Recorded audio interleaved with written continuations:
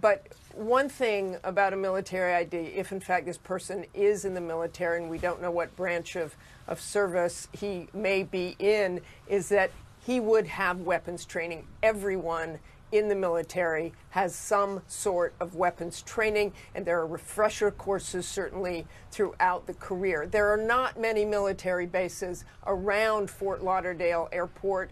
There are some reserve bases fairly nearby, 50, 60, 70 miles away, but any major air bases or any sort of military bases are quite a distance away from there.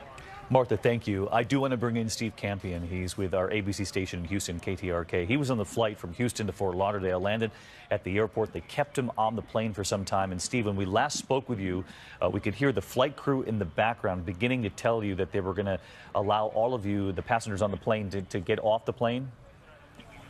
Correct, David. I can tell you that they instructed us to get our luggage, and they let us come off the plane through the gate, but not into the terminal, immediately onto the runway. So right now I am standing in a group of hundreds out here on the runway outside of the terminal. Steve, stick with us here. We'll come right back to you.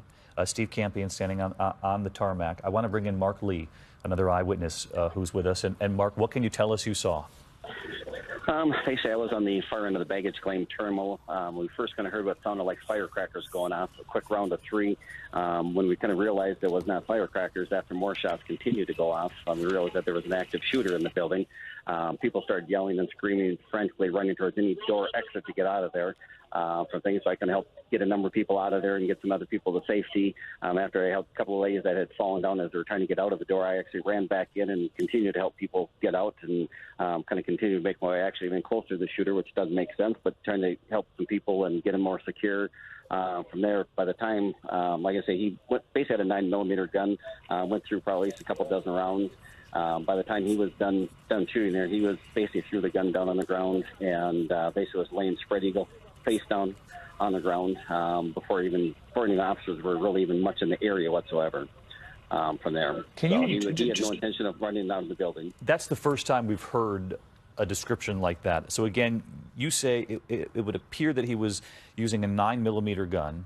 He'd opened fire in the terminal, and then he was down on the ground. No. He basically, once he walked in the terminal, he came through door 2. He went towards the right, so going towards carousel 2 and 3, and just started randomly shooting people at will. I mean, no rhyme, no reason. He wasn't targeting male or female or anything at that point. He was. I mean, there was, like a gentleman with his 2 boys. He got shot in the wrist. There's a lady I was consoling for quite a while that her husband was one of them that was killed here, was shot in the head. That she got shot in the neck through and through. I watched the other couple of people that were killed here. I watched them get shot. I mean, there was so much gunpowder and smoke from there that it was all smoky in the building. Just from all the shots that he did in about roughly 45 seconds. After the shooter. Were you able to see how this came to an end? How they were able to? Oh yeah. I watched him. At that point I was about probably 20 feet away from him by that time. And so how was he detained? He basically once he was done with ammunition, as out of the gun, he threw his gun down the road, which I was about 10 feet away from him, and he basically threw the gun on the ground, and he laid on the ground face down, spread eagle. So he was already down. He was waiting for the officer to approach him. That's what I was getting at earlier. We had not heard that description yet. Mark Lee, who's inside the terminal. Mark, we really appreciate you talking with us, and you're very calm for having just helped so many people in the middle of that storm. But as you heard Mark Lee, an eyewitness there at the airport, just describe the gunman walking into that terminal, then turning right, opening fire indiscriminately at men and women, he said. And this eyewitness says when the shooting was finished, that he was standing a mere 10 feet away from the gunman, who he said appeared to have run out of ammunition, was then on the ground, face down, laying down on the ground. And he said, in fact, he was there lying on the ground waiting for law enforcement when they finally get on the scene, Brian. That's right, and we're getting a second report that it was a handgun that was used, not a long rifle, not a semi-automatic weapon. This is different, though, from what we have seen in the past as far as him appearing to be finished with what he could do and then simply waiting for authorities to arrive. Right. That is not how a suicide bomber, a terrorist, an ISIS-inspired attacker behaves. This appears to be something different from early indications, and we're told that he is in custody and he is talking with authorities now. And what we don't know, obviously, at this point, was whether or not he had more weaponry, more ammunition, just could use it, or if he simply walked in, used what he had, and then was finished with the terror he was inflicting on the people inside that airport. For those of you tuning in the last 15 minutes or so, we've been on the air all afternoon. You're watching live coverage here on ABC. These are pictures coming in from Fort Lauderdale at this hour after shooting early this afternoon inside Terminal 2, the baggage claim. The people you're looking at there are on the perimeter of the airport, and this is a scene playing out all afternoon. Their hands up in the air.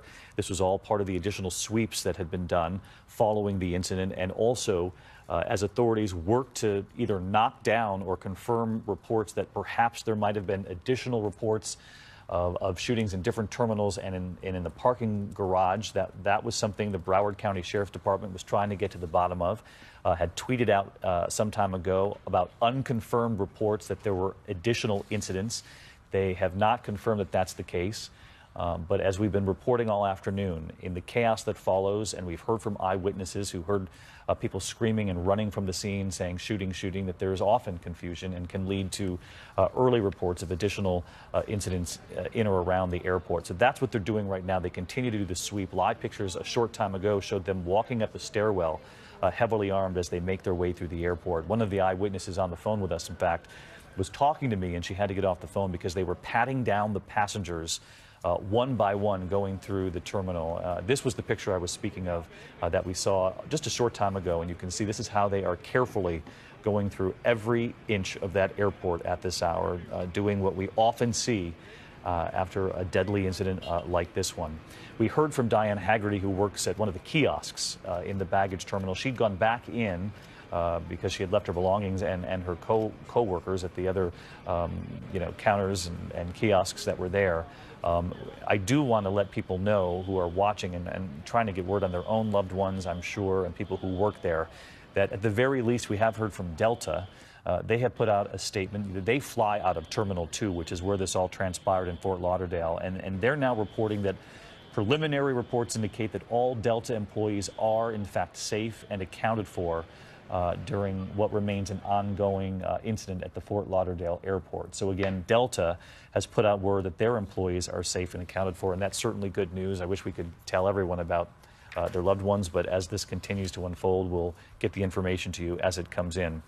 Some time ago, Florida Senator Bill Nelson joining us on the phone, and he told us that almost immediately after taking this lone gunman, it's believed to be a lone gunman, one shooter, into custody, that they almost immediately found a military ID. And Brian Ross, our chief investigative correspondent, and his team has been looking into what matches up with that ID, although you're doing it with extreme caution, because in these cases we often find that the first name or the first ID isn't always the ID that actually matches the person. Or a relative, it could be anything, but in this case, federal law enforcement authorities seem to have made a match, according to what we're being told now, between that name and this suspect. And of course, if he was in the military, there will be fingerprint records which can be rather rapidly checked. The fingerprints will certainly help, because when you have a name like Esteban Santiago, that is a name that's going to turn up over and over again. There are a lot of people out there. That's a common name, exactly. So we have to be very, very careful as we move forward. And again, it's only a name, and we don't know whether it's the actual name they will connect with the person that they've taken away from the scene. I do want to get back to an image that was shared with us, if we still have it, of one of the passengers or people in the airport who'd been hit. And it's a difficult image, but it does drive home what people not only endured and what people witnessed. This was captured by an eyewitness who told me that he was looking out through that window, and that this was one of the people who was still alive when they pulled him out of the terminal. He was in the baggage claim area, was still alive when he captured this image. And obviously we're all hoping that he's been able to survive this and has pulled through. But that just illustrates not only what people endured, the victims in this case, but also the families who were right there and witnessed this whole thing transpire right there in front of them. Steve Campion, KTRK reporter who was on that flight from Houston to Fort Lauderdale, He was on that flight. We were talking with him. We could hear the flight crew beginning to tell the passengers that they too would be deplaning like the hundreds of other people that Steve was able to see out the window while he was on the plane. And Steve, I had to step away from you for just a moment, but I do want to get back to you because you're now down with so many people who are simply standing outside that airport. David, correct. It's incredible to hear those accounts from the eyewitnesses inside the terminal because for so many of us flying into the airport, especially everyone on our flight, they simply did not know what was happening here at the airport, except when obviously everyone turned on their phones. Phones started going off with calls. But I'm actually on the runway with hundreds of people who are being kept outside of the terminal, but in the secure area of the runway where the planes typically would be taxiing and then taking off. We can hear in the distance the alarm system in the terminal going off as the sheriff's helicopter hovers overhead. So many people out here simply do not know what happened earlier today. They're calling their loved ones. Everyone, we're being told, coming into the airport is being diverted. So everyone is essentially out here on the runway sitting and waiting to see what will happen next. What kind of numbers are we talking about, Steve? How many passengers, how many family members who were inside those terminals have been brought down to the tarmac? David, it's hard to gauge. I would say where I am on this part of the runway, there are hundreds of people out here.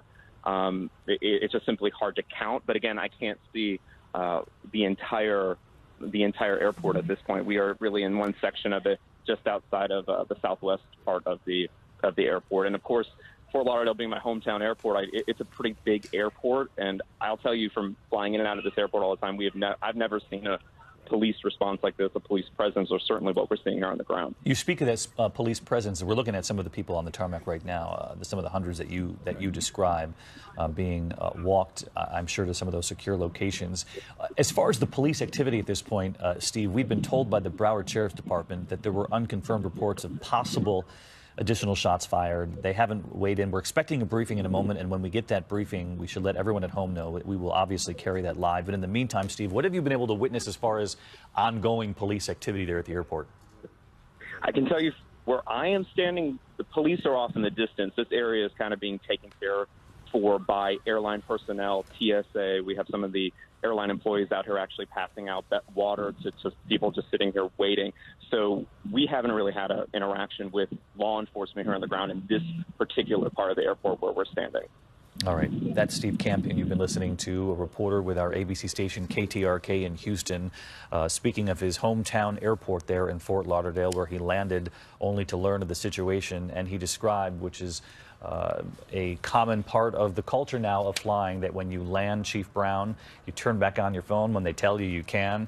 And he said almost immediately the phones were lighting up with certainly loved ones who were checking on everyone landing on that flight to Fort Lauderdale. Yes, very common for everyone with their smartphone to take images, talk to loved ones, take pictures. Some people even maybe be Facebook Live, some information that they telling their loved ones what they saw.